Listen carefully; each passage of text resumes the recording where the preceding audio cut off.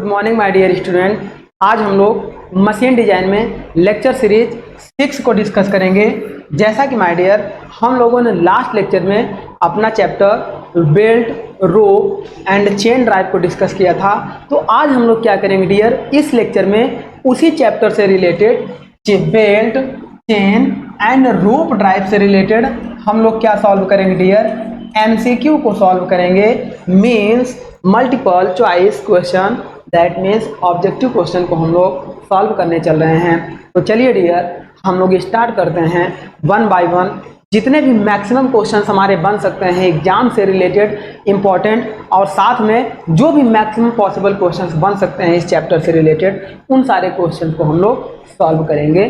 तो चलिए डियर हम लोग क्या करते हैं, क्वेश्चन नंबर 1 से स्टार्ट करते हैं और जो भी मैक्सिमम क्वेश्चन हो सकते हैं उसको सॉल्व करते हैं।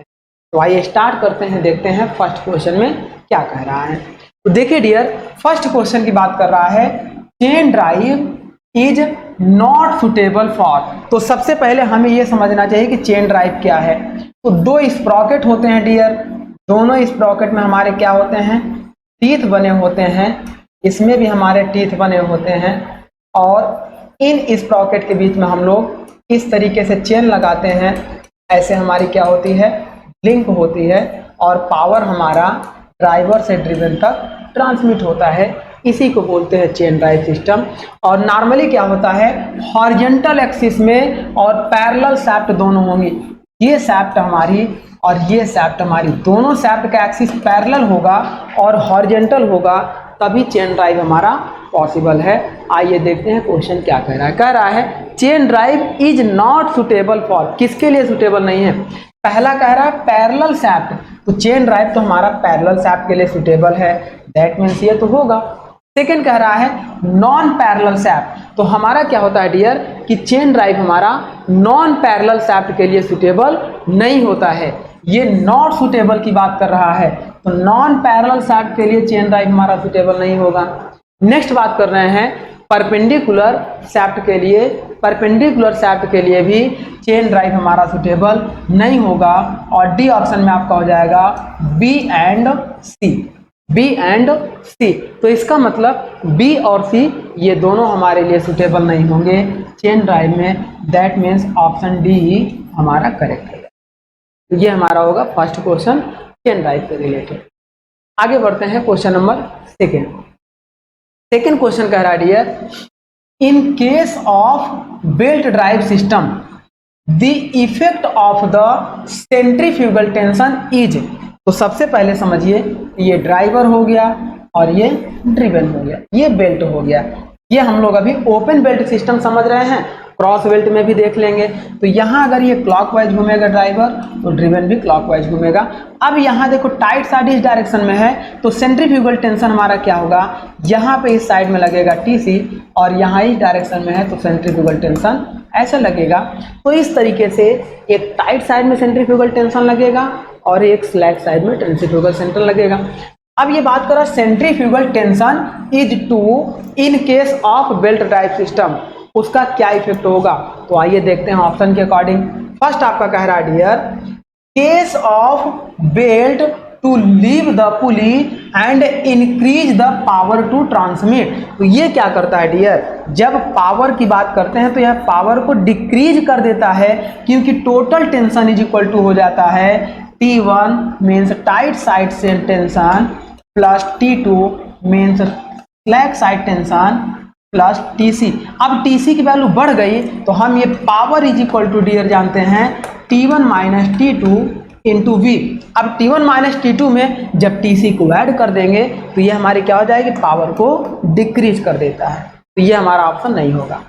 Case the belt to stay on the pulley and increase the power to be transmit. तो क्या सेंट्रीफ्यूगल टेंशन, ये अगर हम पुली की विड्थ देख लें तो क्या यहाँ पे जो बेल्ट होता है डियर, इसको पुली से खिसकने में रोकेगा, ऐसा नहीं है। पुली से बेल्ट को स्लिप होने से रोकने के लिए हम लोग पुली में फ्रैक्शनल एलाइनिंग करते हैं, साथ में पुली में हम लोग क्राउनिंग करते हैं। सेंट्रीफ्यूगल टेंशन से उसका कोई मतलब नहीं है और सेंट्रीफ्यूगल टेंशन की वजह से पावर इंक्रीज नहीं करेगा। नेक्स्ट बात कर रहे हैं reduce the driving power of the belt. तो सेंट्रीफ्यूगल टेंशन की वजह से पावर आपकी क्या होती है डियर, रिड्यूस होती है। That means C option are correct.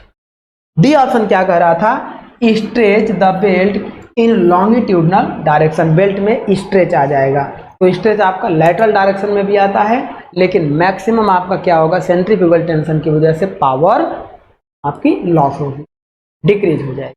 तो ये आपका ऑप्शन सी करेक्ट हो जाएगा।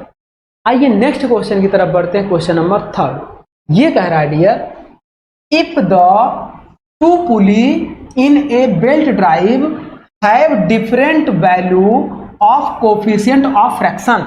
तो हमने आपको बताया था जब एक μ1 और एक μ2 हो जाए, अलग अलग हो जाए, तो जो हम निकालते थे वो म्यू इंटू थीटा करके निकालते थे।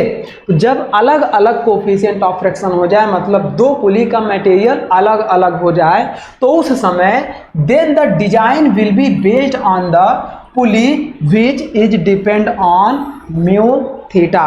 तो जिसे हम लोग किस पर करते हैं, म्यू थीटा पे करते हैं। और इस म्यू थीटा की वैल्यू हम क्या करते हैं, जो थीटा आपका मिनिमम होता है उसी मिनिमम थीटा पर हम लोग इसको डिजाइन करेंगे। That means all value are minimum. जब थीटा मिनिमम होगा तो टोटल वैल्यू मिनिमम हो जाएगी। That means mu theta is maximum, ये रॉन्ग हो जाएगा। म्यू थीटा इज मिनिमम, ये करेक्ट हो जाएगा। Mu theta is equal to 1 या mu theta is equal to greater than 1, दोनों इनकरेक्ट होगा, क्योंकि mu theta is less than 1 होगा और मिनिमम होना चाहिए। ये हमारा आंसर करेक्ट होगा।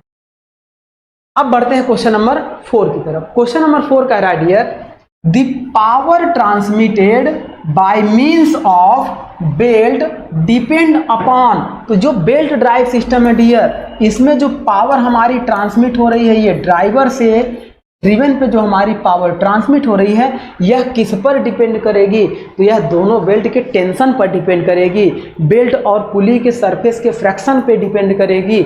बहुत सारे कंटेंट हमने आपको बताया था। आइए मैच करते हैं कि कौन कौन सा हमारा सही ऑप्शन है। तो ये कह रहा है dear, the power transmitted by means of belt depend upon, किस पर डिपेंड करेगा, तो फर्स्ट ऑप्शन कह रहा है वेलोसिटी ऑफ द बेल्ट। तो ये पावर ट्रांसमिशन हमारी देखो P is equal to T into V के होता है, तो अगर वेलोसिटी घटेगी तो पावर डिक्रीज हो जाएगा। तो इस तरह से ये हमारा क्या होगा, वेलोसिटी पर भी डिपेंड करेगा, मतलब ये करेक्ट होगा।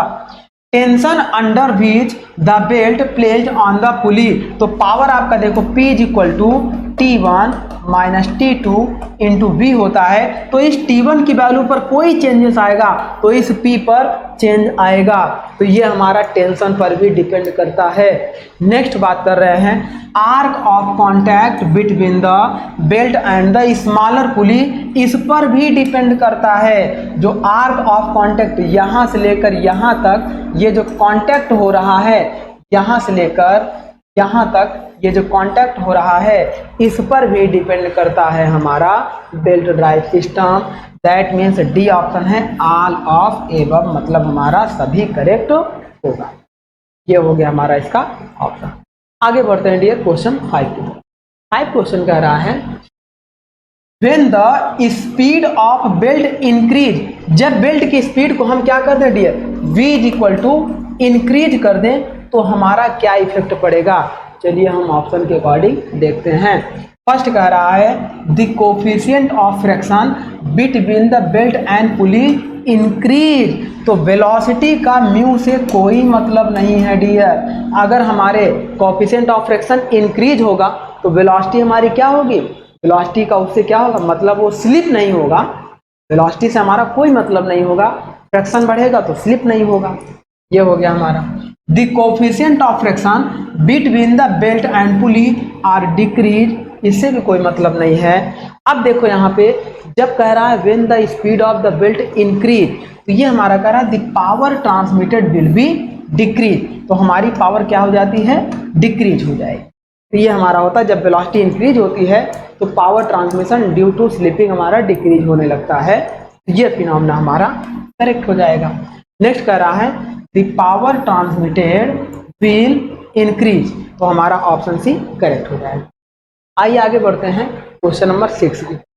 क्वेश्चन नंबर 6 हमारा कह रहा है the coefficient of fraction bit. अच्छा यहाँ पे देखिएगा, ये जो हमने यहाँ पे देखा है, ये पावर आपकी घटेगी। देखो अगर वेलोसिटी आपकी बढ़ेगी, वेलोसिटी बढ़ेगी तो पावर आपकी घटती है, और वेलोसिटी घटेगी तो पावर आपकी क्या होगी, बढ़ेगी।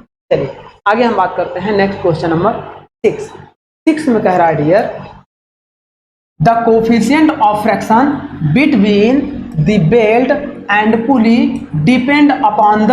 तो कोफिशिएंट ऑफ फ्रैक्शन किस पे डिपेंड करता है, म्यू की value belt material comma pulley material, इन सब पर डिपेंड करती है। तो हमारी देखो material of belt and pulley जो फ्रैक्शन की वैल्यू है इन दोनों पर डिपेंड करती है। Comma slip of the belt, slip ज़्यादा होगा तो म्यू की वैल्यू कम होगी, स्लिप कम होगा तो फ्रैक्शन ज़्यादा होगा। Comma speed of the belt पर भी डिपेंड करती है फ्रैक्शन की वैल्यू। यदि फ्रैक्शन घटेगा तो स्पीड पर अलग इफेक्ट आएगा, फ्रैक्शन बढ़ेगा तो स्पीड पे अलग इफेक्ट आएगा। तो ये हो जाएगा all of above. That means इसका ऑप्शन डी करेक्ट हो जाएगा। आगे बढ़ते हैं क्वेश्चन नंबर 7। ये कह रहा है a fast and loose pulley drive is used when. तो फास्ट एंड लूज पुली क्या होता है डियर, देखो ये एक सैफ्ट हो गई, इस सैफ्ट में ये हमने देखिए ये हमने एक पुली लगा दिया और इसी से सटा हुआ एक हमने दूसरी पुली लगा दिया और ये हमारा एक दूसरा हो गया। यहाँ पे हमने क्या किया डियर, एक इस तरीके से इस विड्थ की पुली लगा दी, इस पुली लगा। अब यहाँ पे क्या करेंगे हम, देखिए ये बेल्ट लगा दिया, इस ड्राइवर पुली से इस पर हमने बेल्ट लगा दिया और इसे लूज पुली कर दिया। लूज का मतलब यह है कि यहाँ पे इसका ये फ्री घूम रहे हैं इसके साथ में। जब हम इस मोटर को देखो इसको क्या करना चाह रहे हैं, फ्री करना चाह रहे हैं ड्रिवन शाफ्ट को, तो हम बेल्ट को खिसका कर लूज पुली पर ले जाएंगे। तो जिससे क्या होगा, ये ड्राइवर शाफ्ट मूव करती रहेगी लेकिन ये रुक जाएगा, ये स्टॉप हो जाएगा। तो हमारी लूज पुली उस समय वर्क करने लगती है। तो इस तरह से कोई पावर ट्रांसमिशन नहीं होगा। तो हम पावर ट्रांसमिशन नहीं करने के लिए लूज पुली का यूज करते हैं, या पावर फ्लक्चुएशन को रोकने के लिए लूज पुली का यूज करते हैं। तो चलिए ऑप्शन के अकॉर्डिंग देखते हैं। फर्स्ट ऑप्शन कह रहा है shaft are arranged parallel and rotate in opposite direction. तो क्या हम इस पुली को लगाने से शाफ्ट को अपोजिट डायरेक्शन में रोटेट करा देते हैं? नहीं, वह उसी डायरेक्शन में रोटेट होता है। ये हमारा रॉन्ग हो गया। सेकेंड कह रहा है shaft are arranged parallel and rotate in the same direction. तो शाफ्ट हमारा सेम डायरेक्शन में ही रोटेट करता है, लेकिन इससे और सुटेबल आंसर सर्च करते हैं। ये कह रहा है shaft are arranged at right angle, क्या 90 डिग्री पे ये शाफ्ट का हमारा अरेंजमेंट हो जाता है। कॉमा कह रहा है ड्राइविंग, ये तो रॉन्ग है। Driving shaft is to be started और stopped whenever desired without interfering with the driving shaft. जब ड्राइविंग शाफ्ट के बिना इंटरफेरेंस के हम लोग ड्रिवन शाफ्ट को स्टॉप और स्टार्ट कर सकते हैं, वही काम करता है हमारा क्या, लूज एंड फास्ट पुली। जब बेल्ट को हम लोग फास्ट पुली पर कर देते हैं तो ड्राइविंग शाफ्ट हमारी मूव करने लगती है। जब इसे लूज पुली पे कर देते हैं तो ड्राइविंग शाफ्ट फ्री हो जाती है। तो मोस्ट सुटेबल आंसर हमारा हो जाएगा डी। अब बात करते हैं डियर नेक्स्ट क्वेश्चन 8। ये कह रहा है in a flat belt drive if the slip between the driver and driven is 1%, between the belt and follower is 3%, and driver and follower pulley diameter are equal, then the velocity ratio of driver will be। सबसे पहले यहाँ पे देखिए dear करा इन a flat belt drive, एक flat belt drive है। If the slip, slip का मतलब S1 for driver and S2 for driven. मान लीजिए ये ड्राइवर हो गया, ये ड्रिवन हो गया। तो S1 स्लिप ड्राइवर के लिए और S2 स्लिप ड्रिवन या फॉलोवर के लिए। तो अब ड्राइवर के लिए स्लिप कितनी है, 1% है, 1% है। And between the belt and follower में स्लिप कितनी है डियर, 3% है। Then the diameter are equal, that means d1 is equal to d2 is equal to, हम d के मान ले रहे हैं, डायमीटर दोनों पुली का सेम है। then the velocity ratio of driven will be, अब हमें वेलोसिटी रेशियो निकालना है डियर, तो वेलोसिटी रेशियो बराबर हमारा होता है, देखिए ड्रिवन, आप मान लीजिए कि ड्राइवर की स्पीड n1 है और ड्रिवन की n2 है, तो हम n2 upon n1 is equal to, हम लोग ये जानते हैं डियर, d1 अपॉन d2 कोष्टक में 1 माइनस s अपॉन 100। अब यहां से देखिए डियर 1 माइनस s अपॉन 100, तो हम क्या जानते हैं, d1 और d2 की वैल्यू d है। तो अब where s is equal to, ये स्लिप होती है, इसकी वैल्यू s1 प्लस s2 के होती है। तो जब इसे हम लोग सॉल्व करेंगे तो d1 और d2 की वैल्यू रखेंगे d upon d, 1 minus s की वैल्यू कितनी हो जाएगी 1 प्लस 3, दैट मीन्स 4 अपॉन 100, ये परसेंटेज में होता है, d से d कैंसिल आउट हो गया। Then speed ratio n2 upon n1, n2 upon n1 is equal to, ये हो जाएगा dear 100 minus 4 upon 100, that means 96 upon 100 is equal to 0.96। ये हमारा आंसर क्या होगा डियर 0.96, मतलब ए ऑप्शन इज करेक्ट। तो इस तरीके से हम लोग इसके न्यूमेरिकल को भी सॉल्व कर सकते हैं। नेक्स्ट बात करते हैं क्वेश्चन नंबर 9। ये कह रहा dear, the power transmitted by a belt drive is maximum when the maximum tension in the belt. ये कह रहा है कि किसी बेल्ट ड्राइव सिस्टम में मैक्सिमम पावर हम कब ट्रांसमिट करेंगे, जब मैक्सिमम टेंशन होगा बेल्ट ड्राइव में। कब, सेंट्रीफ्यूगल टेंशन के लिए जो डॉट डॉट है, तो हम ये जानते हैं डियर कि T maximum is equal to 3TC के हो। तो मैक्सिमम पावर हम कब, ये होता है फॉर मैक्सिमम पावर के लिए। मैक्सिमम पावर अगर हमें ट्रांसमिट करना है तो जो टेंशन हमारा है डियर, वो सेंट्रीफ्यूगल टेंशन का 3 टाइम होना चाहिए। 3 टाइम का मतलब ये हमारा ऑप्शन करेक्ट। ये हमने आपको बताया था, इस तरीके के क्वेश्चन आपके आते भी हैं। आगे बढ़ते हैं क्वेश्चन नंबर 10। ये कह रहा है, for maximum power the velocity of the belt will be.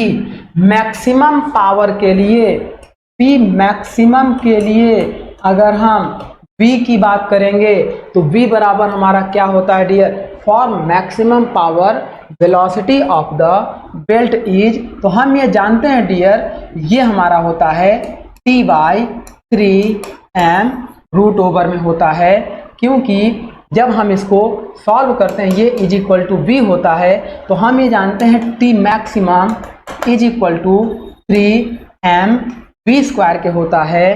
तो ये हम जब इसको सॉल्व करते हैं तो यहाँ से v इज इक्वल टू होता है T मैक्सिमम, ये फार्मूला हमें ध्यान में रखना चाहिए, अपॉन 3m के होता है, और ये किस में होगा, रूट ओवर में होगा। तो रूट ओवर में क्या होगा, T upon 3m, that means option C correct होगा। ये किसके लिए होगा, मैक्सिमम पावर के लिए, जो वेलोसिटी हमारी होगी बेल्ट की उसका आएगा।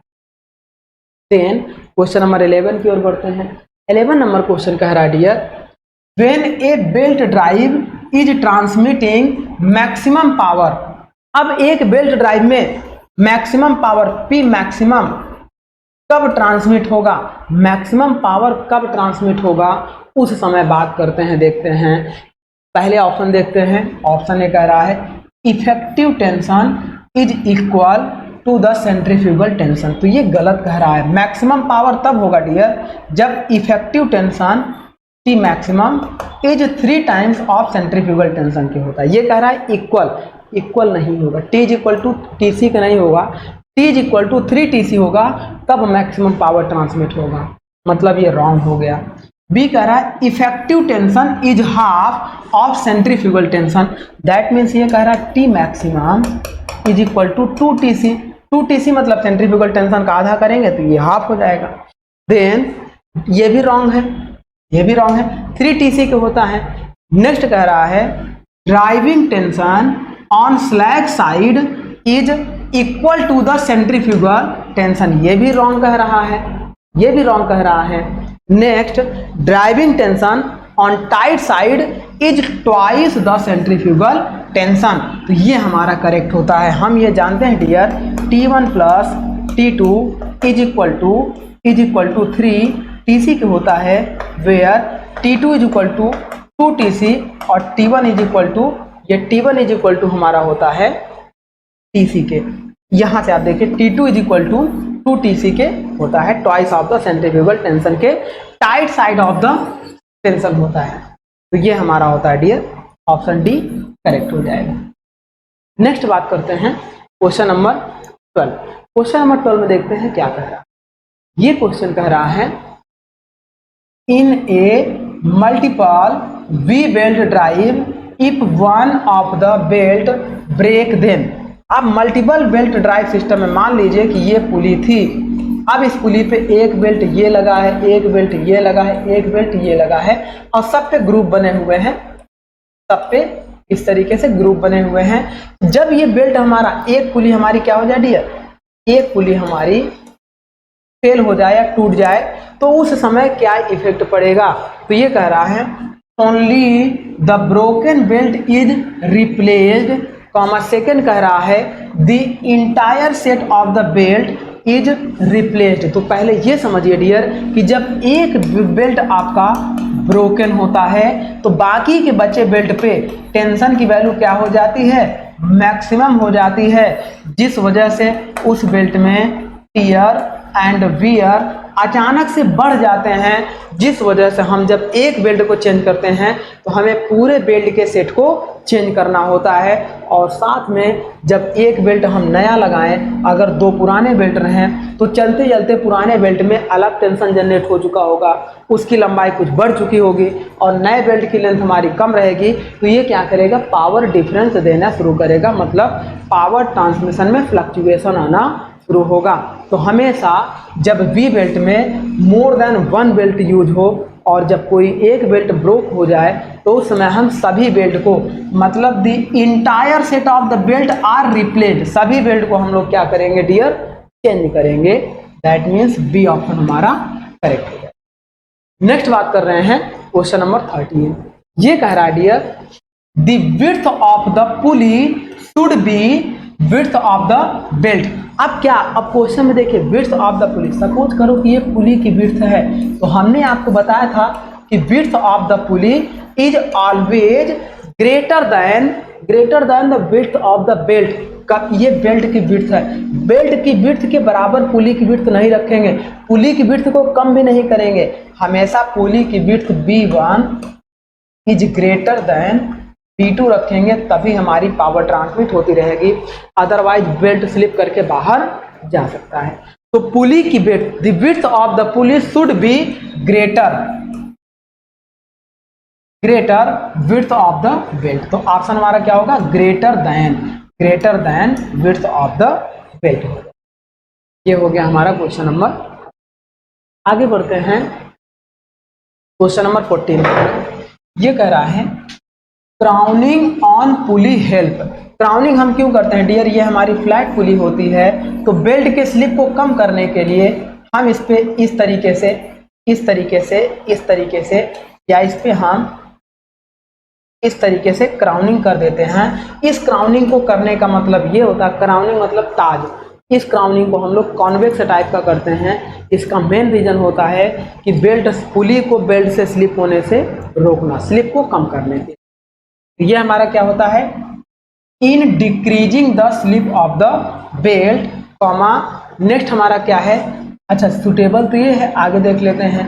Increasing the slip of the belt, increase तो बिल्कुल नहीं करेगा। नेक्स्ट देख लेते हैं, to keep the belt in centre on the pulley while its motion. Crowning का सबसे ज्यादा सुटेबल आंसर अगर हम इन तीनों में देखना चाहें डियर तो सी हमारा होगा, सी के बाद हमारा ए ऑप्शन करेक्ट होगा, पहले हमारा सी ऑप्शन करेक्ट होगा। अगर ये सी ऑप्शन नहीं रहेगा तब आप ए ऑप्शन को करेक्ट करके आएंगे। इसका मतलब ये है कि ये जो बेल्ट हमारा है, इस बेल्ट की सेंटरिंग को मेंटेन रखने के लिए हम लोग क्राउनिंग करते हैं और उसके बाद क्राउनिंग क्या करता है, बेल्ट और पुली के बीच के स्लिप को डिक्रीज करता है। पहले आपका ये ऑप्शन करेक्ट होगा, अगर ये नहीं होगा तब आपका ये ऑप्शन करेक्ट होगा। डी ऑप्शन कह रहा है to increase the pulley life, pulley life से इसका कोई मतलब नहीं है। चलिए आगे बढ़ते हैं क्वेश्चन नंबर 15। 15 कह रहा है dear the included angle for V belt drive system. तो वी बेल्ट के लिए हम आपको बताए थे ये हो गया आपका एक पुली, इस तरीके से आपकी एक वी बेल्ट की पुली होती है और इसमें ये वी बेल्ट हम लोग ऐसे लगा देते हैं, ये ऐसे हम लोग वी बेल्ट लगा देते हैं। अब इस वी बेल्ट में डियर ये जो आगे बढ़ रहा है या जी ये जो यहाँ पे आके मिल रहा है इसके बीच का जो एंगल होता है 30 से 40 डिग्री, 30 to 40 डिग्री होता है एंगल ऑफ वी बेल्ट। यहीं पे अगर आपका रोप के लिए ग्रूव ऑफ पुली पूछता, ग्रूव ऑफ पुली और रोप, तो इसके लिए हो जाता 45 डिग्री। तो यहाँ 45 डिग्री जब रोप आपका मूव करेगा पुली में तो उस पुली के ग्रुप के लिए होगा, लेकिन वी बेल्ट के लिए आंसर क्या होगा 30 to 40 डिग्री। ये ऑप्शन हमारा क्या हो जाएगा डियर, बी ऑप्शन करेक्ट हो जाएगा। ये क्वेश्चन कई बार जेईई के एग्जाम में पुटअप किया गया है। नेक्स्ट बात करते हैं क्वेश्चन नंबर 16। ये कह रहा है the groove angle of pulley for the rope drive. तो अभी जस्ट मैंने बताया कितना होगा डियर 45 डिग्री होता है। पुली का ग्रूव कितना होगा रोप के लिए 45 डिग्री होता है। इसे आपको याद कर लेना, ये दोनों क्वेश्चन आपके पूछे जाते हैं। आइए बात करते हैं क्वेश्चन नंबर 17। 17 कह रहा है the wire rope makes contact at. तो जो वायर रोप हमारा है वो किस लिए बनता है, देखिए ये हमारा हो गया, एक हो गया हमारा ये ग्रुप, इस तरीके से वायर बनता है। अब इसमें क्या है the wire rope makes contact at bottom of the group on the pulley. तो ये जो वायर हमारा बनाया जाता है इस पुली को ऐसा ग्रुप बना देते हैं तो वायर यहीं पे हमारा इस बॉटम पे ही कांटेक्ट करता है, बाकी की सारी सरफेस हमारी कांटेक्ट फ्री होती है और ये इस तरीके से मूव करता है। तो वायर हमेशा क्या करेगा बॉटम ऑफ द ग्रुप पर क्या करता है कांटेक्ट करता है। दैट मीन्स वायर कांटेक्ट पुली के बॉटम ग्रुप पर होगा, मीन्स ऑप्शन ए हमारा करेक्ट हो जाएगा। और सारे ऑप्शन गलत है क्योंकि कह रहा है साइड ऑफ द ग्रुप, ये रॉन्ग होगा। वी बेल्ट में बॉटम और साइड दोनों पे कांटेक्ट होता है लेकिन वायर में केवल बॉटम पे कांटेक्ट होता है। नेक्स्ट कह रहा है साइड एंड बॉटम, ये किसके लिए होता है वी बेल्ट के लिए होता है। नेक्स्ट कह रहा है एनीवेयर इन द ग्रुप, कहीं पर भी, क्या यहाँ पर कोई बेल्ट का कांटेक्ट, कोई आपका रोप का कांटेक्ट होगा, इस ग्रुप से कोई कांटेक्ट नहीं होगा, तो इसलिए ऑप्शन आपका ए करेक्ट हो जाएगा। आइए आगे बढ़ते हैं क्वेश्चन नंबर 18। 18 नंबर क्वेश्चन कह रहा है dear for a belt drive system, एक बेल्ट ड्राइव सिस्टम के लिए the ratio of tight side tension to the slack side tension. That means ये बेल्ट ड्राइव सिस्टम हो गया, ये इस डायरेक्शन में मूव करेगा, अगर ये ऐसे चले, ये ड्राइवर हो, इधर टेंशन होगा T1 और इधर टेंशन होगा T2। अब ये कह रहा है the ratio of tight side and slack side is T1 upon T2 is, tight side upon slack side ratio is, option A कह रहा है independent of angle of warp. ये वार्प मतलब ये कॉन्टैक्ट एंगल के इंडिपेंडेंट होगा क्या, ऐसा नहीं है, ये इस पे डिपेंड करता है। नेक्स्ट कह रहा है डिपेंड अपॉन, नेक्स्ट हमारा कह रहा है, चलिए हाँ नेक्स्ट कह रहा है depend on fraction coefficient but independent upon angle warp, ये भी रॉन्ग हो जाएगा, एंगल वार्प पे डिपेंड करता है। नेक्स्ट कह रहा है independent of both fraction coefficient and angle warp, और आगे देख लेते हैं ये इंडिपेंडेंट कह रहा है, कह रहा है नेक्स्ट कह रहा है depend on both fraction coefficient and angle warp या एंगल कांटेक्ट। तो ये हमारा इस एंगल कांटेक्ट, दैट मीन्स ये एंगल जो हमारा बनता है थीटा, इस पर भी डिपेंड करता है और इनके जो कोफिशिएंट ऑफ फ्रैक्शन म्यू होता है इस पर भी ये टेंशन हमारा डिपेंड करता है। तो T1 अपॉन T2 इन दोनों पर डिपेंड करता है, दैट मीन्स डी ऑप्शन हमारा करेक्ट हो जाए। तो इस तरीके से हमारा T1 और T2 का रेशियो हो गया। नेक्स्ट बात कर रहे हैं क्वेश्चन नंबर 19। ये कह रहा है all stresses produced in a flat belt are, किसी फ्लैट बेल्ट में, ये हमारी हो गई, मान लीजिए ये फ्लैट बेल्ट हो गई। अब इस फ्लैट बेल्ट में all stress produced in flat belt are, जो सभी तरीके के स्ट्रेस प्रोड्यूस्ड होंगे वो कहाँ कहाँ हो सकते हैं। तो पहला कह रहा है कंप्रेसिव स्ट्रेस, दूसरा कह रहा है टेंसाइल स्ट्रेस, तीसरा कह रहा है both tensile and compressive, next कह रहा है शियर स्ट्रेस। तो आइए समझ लेते हैं, देखिए आप खुद इसका आंसर दे देंगे। ये इस डायरेक्शन में, ये इस डायरेक्शन में। अब होगा क्या डियर, ये यहाँ पे आगे बढ़ रहा है तो दैट मीन्स ये इसको खींचने की कोशिश कर रहा है, तो इन दोनों के बीच में क्या होगा, टेंशन फोर्स लगेगा, और टेंशन फोर्स की वजह से कौन सा स्ट्रेस जनरेट होगा, टेंसाइल स्ट्रेस। और ये देखो ये आगे, ये इसको जब ये खींच रहा है, ये वाला पोर्शन इसे खींच रहा है, ये इधर बढ़ेगा, मतलब ये वाली पुली इस रोप को इधर की ओर खींचेगी, तो यहां पर भी कौन सा स्ट्रेस जनरेट होगा, tensile stress. That means compressive force कहीं पर भी नहीं जनरेट हो रहा है, तो जब कंप्रेसिव फोर्स नहीं लगेगा तो कंप्रेसिव स्ट्रेस भी नहीं लगेगा। अब जब कंप्रेसिव स्ट्रेस नहीं लगेगा तो टेंसाइल एंड कंप्रेसिव वाला भी रॉन्ग हो जाएगा। अब शियर की बात कर लेते हैं, तो शियर यहाँ कहीं शियर फोर्स लगी, शियर मतलब कट करना, शियर करना, जब एक दूसरे पर शियर फोर्स लग ही नहीं रहा है वहां पर शियर स्ट्रेस जनरेट नहीं होगा। That means only tensile stress are induced in flat belt drive system. ये आपको वेरी वेरी इंपॉर्टेंट क्वेश्चन है, इसको आपको ध्यान में रखना है, इस तरीके के क्वेश्चन आने के चांस ज्यादा रहते हैं। नेक्स्ट बात कर रहे हैं क्वेश्चन नंबर 20। इसमें कह रहा dear the sum of the tension when the belt is running on the pulley. अब ये कह रहा the sum of the tension, sum of the tension that means T1 plus T, tight side tension plus slack side tension is called sum of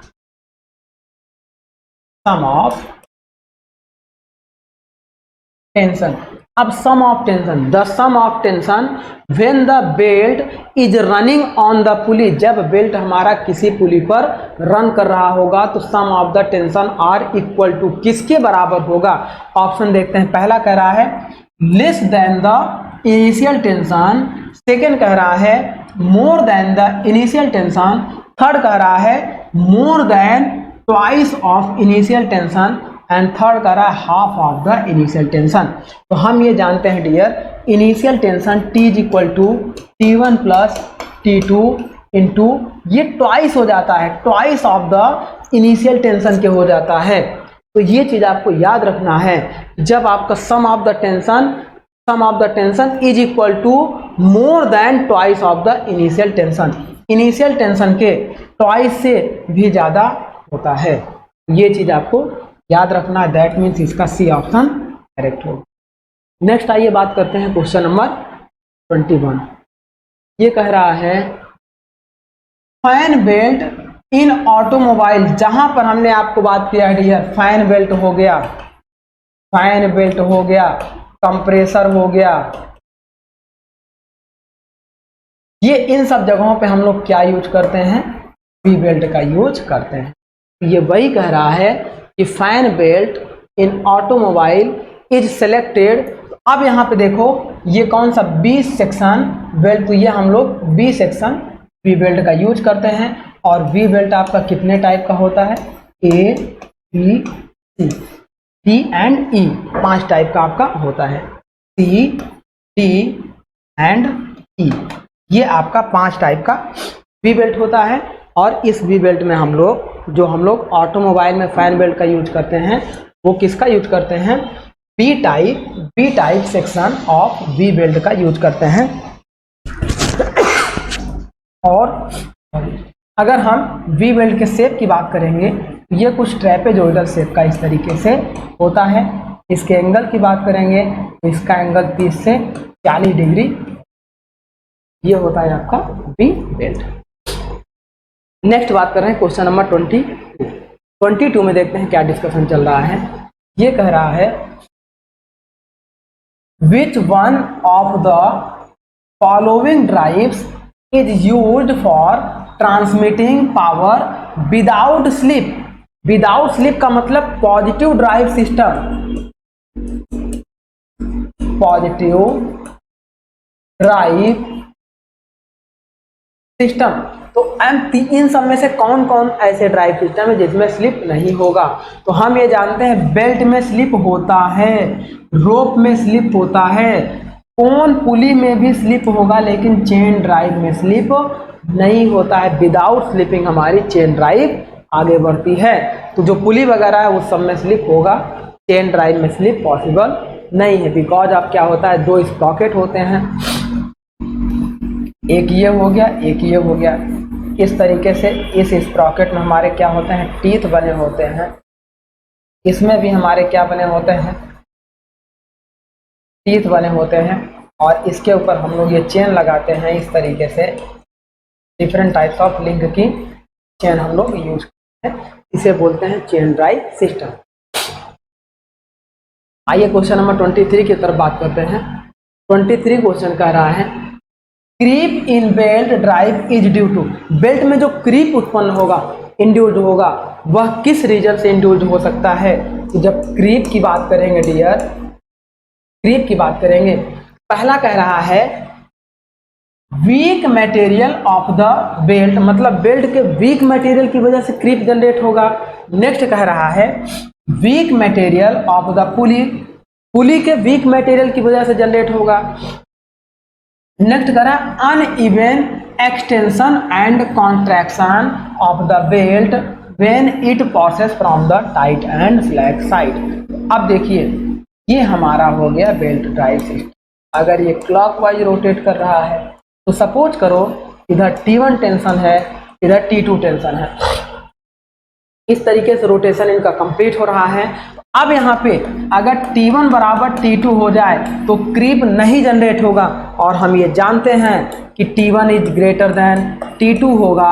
और यह uneven tension, मतलब tension कम ज़्यादा fluctuate करके induced होता रहेगा, जिस वजह से इस बेल्ट में क्या जनरेट हो जाएगा, क्रीप जनरेट हो जाता है। तो क्रीप हमेशा बेल्ट में कब जनरेट होगा, अनइवन एक्सटेंशन एंड कॉन्ट्रैक्शन की वजह से बेल्ट में क्रीप जनरेट होता है।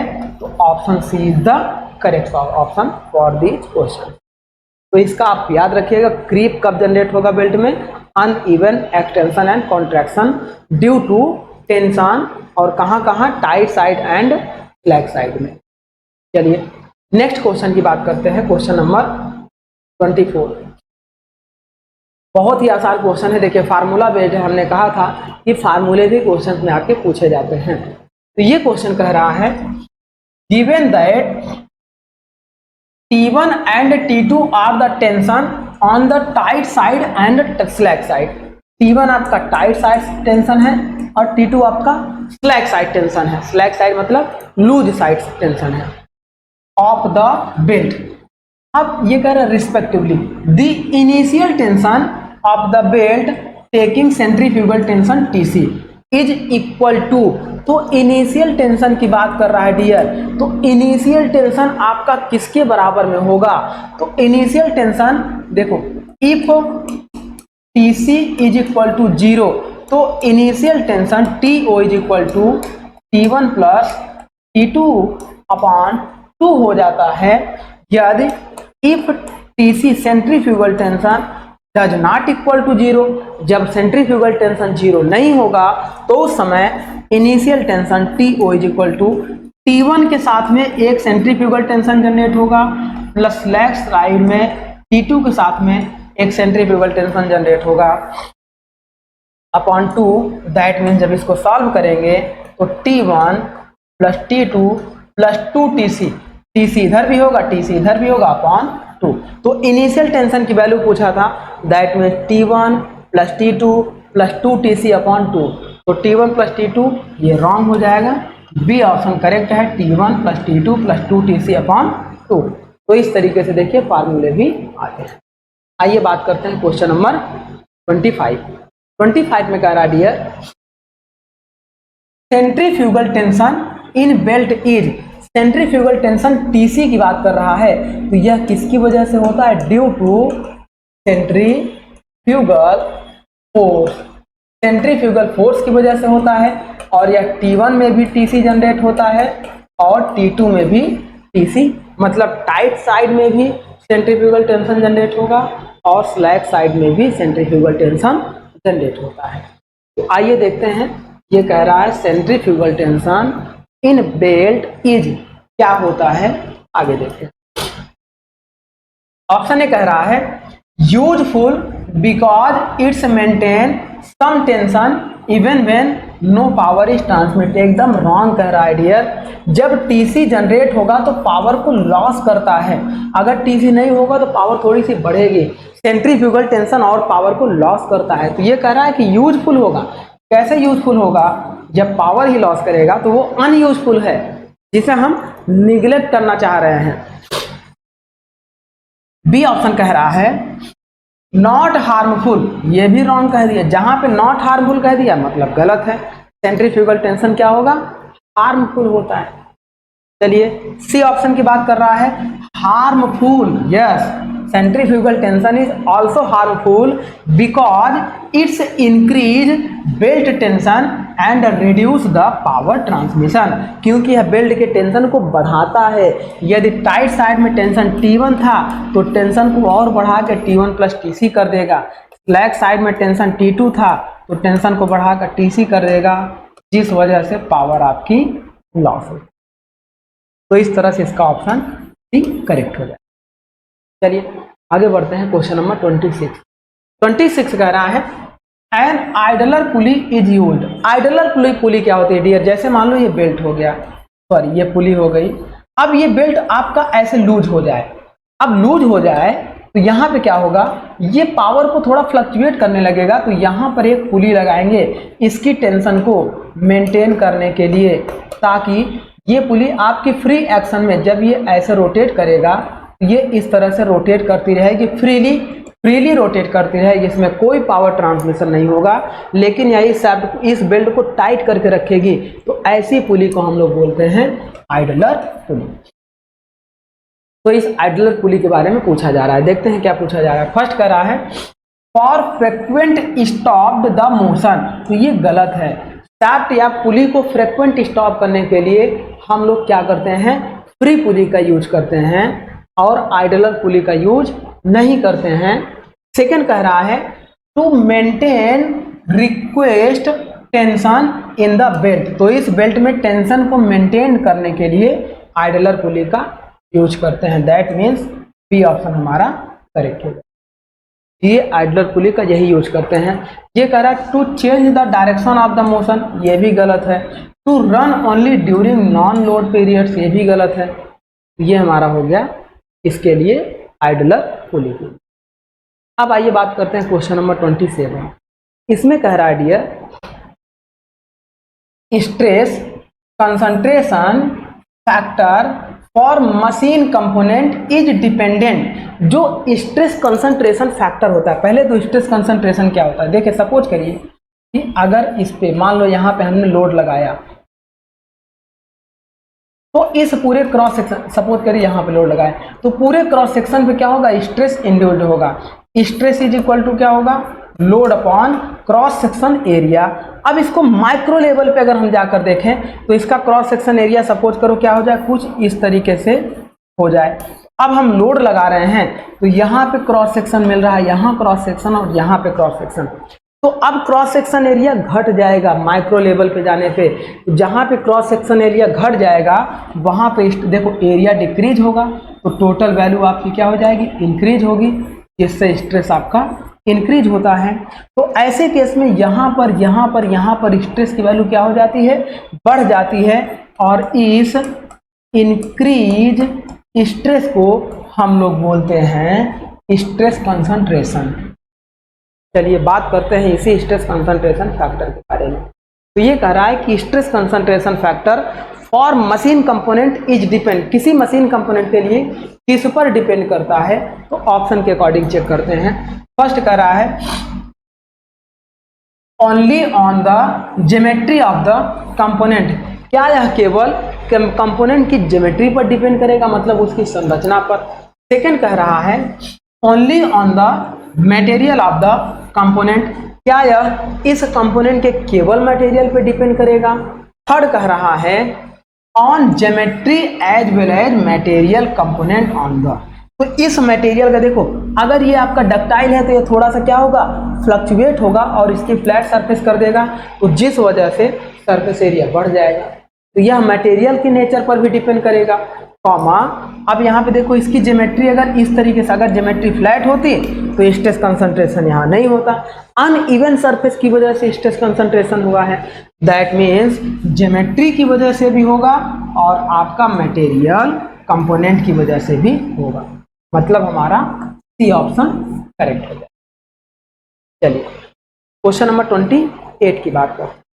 28 में कह रहा है dear the ratio of maximum stress in machine component at a notch और fillet to the nominal stress at the same section is called. तो ये कह रहा है dear ratio of maximum stress sigma maximum in a machine component, किसी machine component में जो maximum stress हमारा इंड्यूस्ड होगा and nominal stress is equal to, इसको अभी हम लोग डिस्कस नहीं किए हैं, आगे डिस्कस कर देंगे। तो यह किसके बराबर होता है, फर्स्ट कह रहा है स्ट्रेस कंसंट्रेशन फैक्टर के बराबर में होता है। तो यही होता है स्ट्रेस कंसंट्रेशन फैक्टर। ये किसके रेशियो के बराबर में होता है, maximum stress upon nominal stress is called stress concentration factor. ये जो भी हम लोगों ने यहाँ पे डिस्कस किया, नॉमिनल स्ट्रेस आपका ये इंड्यूस्ड हो रहा था और मैक्सिमम स्ट्रेस आपका ये इंड्यूस्ड हो रहा है, तो ये अपॉन ये is called stress concentration factor. That means इसका ऑप्शन ए करेक्ट हो जाएगा। चलिए क्वेश्चन नंबर 29 देखते हैं। 29 में कह रहा है dear the maximum distortion energy theory of failure is suitable for predict the failure which one of the following type of material. तो हमने आपको बताया था डियर कि मटेरियल आपके दो तरीके के होंगे। फर्स्ट आपका होता है डक्टाइल मटेरियल और सेकंड आपका होता है ब्रिटल मटेरियल। तो अब यहाँ पे पूछ रहा है maximum distortion energy theory, that means MDET। तो MDET हमेशा डक्टाइल मटेरियल के लिए यूज की जाती है। मैक्सिमम डिस्टॉर्शन एनर्जी थ्योरी आपके डियर हमेशा डक्टाइल मटेरियल के लिए यूज की जाती है, दैट मीन्स डक्टाइल मटेरियल, मतलब बी ऑप्शन आपका करेक्ट हो जाए। आगे बढ़ते हैं, ये मैंने आपको बताया था जब थ्योरी ऑफ फेल्योर आपको पढ़ाया था। नेक्स्ट कह रहा है Rankine theory of failure is used for type of following material.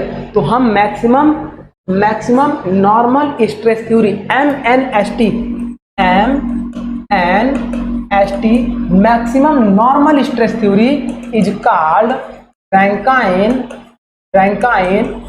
Theory, और ये डिपेंड करता था किसके लिए डिजाइन होता था, ब्रिटल मटेरियल के लिए। और इसका जो डायग्राम बनाते थे डियर, ये कुछ सेफ स्ट्रेस, ये आपका ऐसे डायग्राम बनता था। डायग्राम आपको जरूर याद रखना है, दो के लिए इस तरीके से डायग्राम बनता था और एक आपका कुछ इलिप्स टाइप का डायग्राम बनता था और एक और चेंज डायग्राम बनता था, वो थोड़ा सा क्रिटिकल टाइप का बनता था। वो कुछ आपका इस तरीके से डायग्राम आपका बनता था। तो ये थ्योरी ऑफ फेल्योर के लिए आपको दो के लिए आपका इलिप्स बनता है, दो के लिए रेक्टेंगल बनता है और एक के लिए आपका ये शेप बनता है। कभी आपका डायग्राम भी पूछा जा सकता है थ्योरी ऑफ फेल्योर से रिलेटेड। तो ये किसके लिए होगा, रैंकाइन थ्योरी ब्रिटल मटेरियल के लिए यूज की जाती है। चलिए आगे बढ़ते हैं क्वेश्चन नंबर 31 क्वेश्चन कह रहा है dear who postulated the maximum distortion energy theory। ये देखो, ये भी मैक्सिमम डिस्टॉर्शन एनर्जी थ्योरी की बात कर रहा है। तो von Mises theory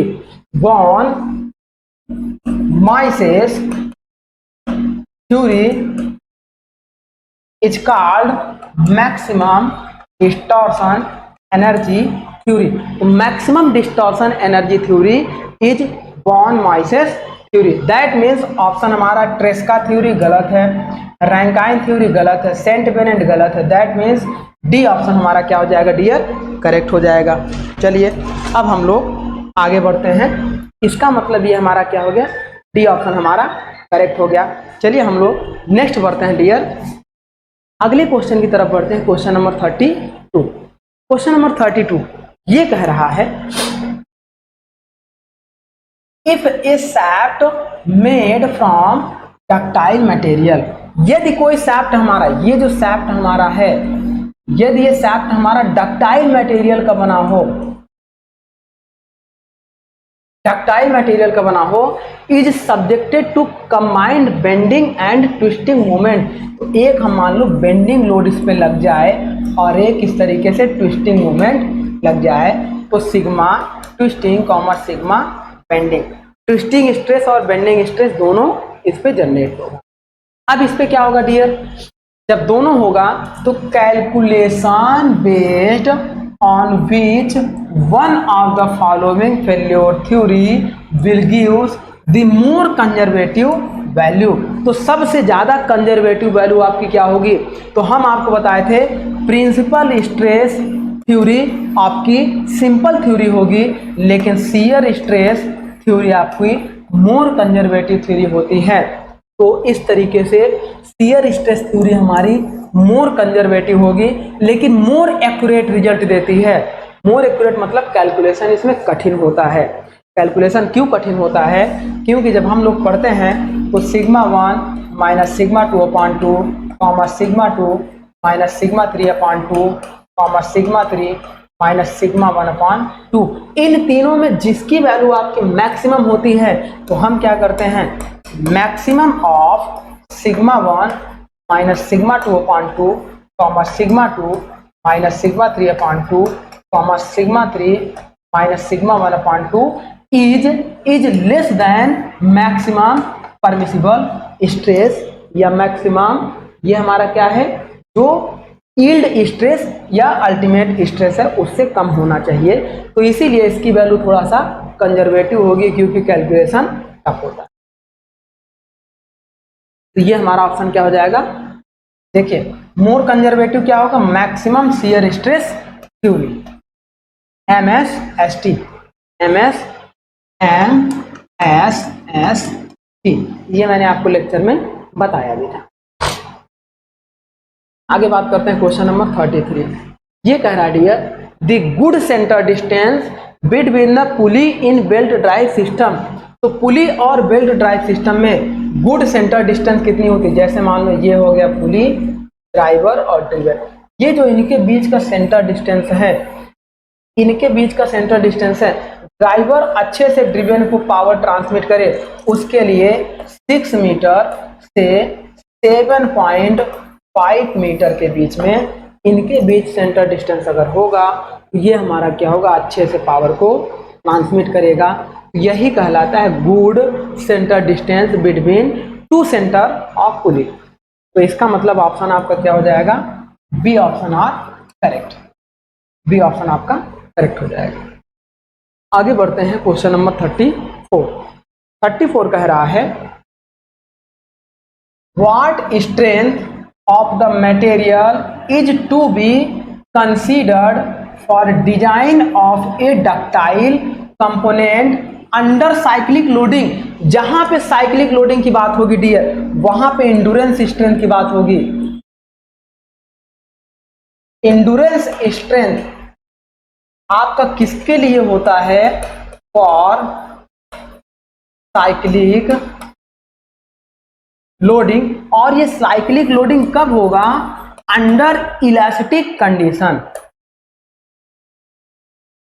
elastic strength, elastic strength के बियॉन्ड हम लोग साइक्लिक लोडिंग लगाते हैं, तो उस समय उस मटेरियल को किससे डिजाइन करते हैं, एंडुरेंस स्ट्रेंथ पर डिजाइन करते हैं। और साइक्लिक लोडिंग के लिए हम लोग क्या निकालते हैं, 1 मिलियन रिवोल्यूशन, 1 मिलियन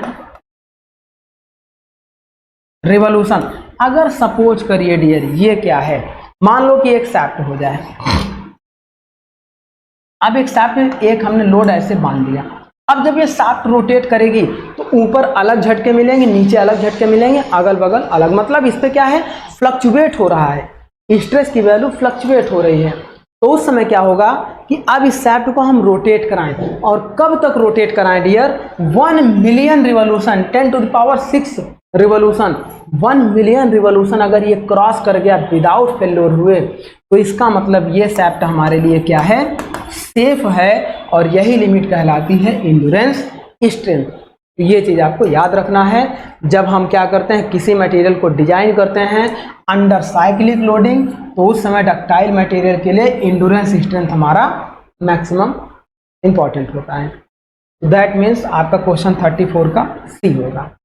आइए बात करते हैं क्वेश्चन नंबर 35 आपका है dear, fatigue of a component is due to. अच्छा, फटीग आपका होता क्यों है, यही साइक्लिक लोडिंग की वजह से, जो आपका इसमें देखो इसी साइक्लिक लोडिंग की वजह से यहाँ पे जो फेल्योर होगा वो कौन सा फेल्योर होता है डियर, फटीग फेल्योर होता है। इस फटीग फेल्योर को रजिस्ट करने के लिए मटेरियल में एंड्योरेंस स्ट्रेंथ जनरेट होती है। तो ये हमारा क्या होगा, fatigue of a component is due to, under किसकी वजह से, साइक्लिक लोडिंग, साइक्लिक लोडिंग। और कब तक हम इसको देखते हैं, 1 मिलियन रिवॉल्यूशन। तो इसका आंसर होगा ए।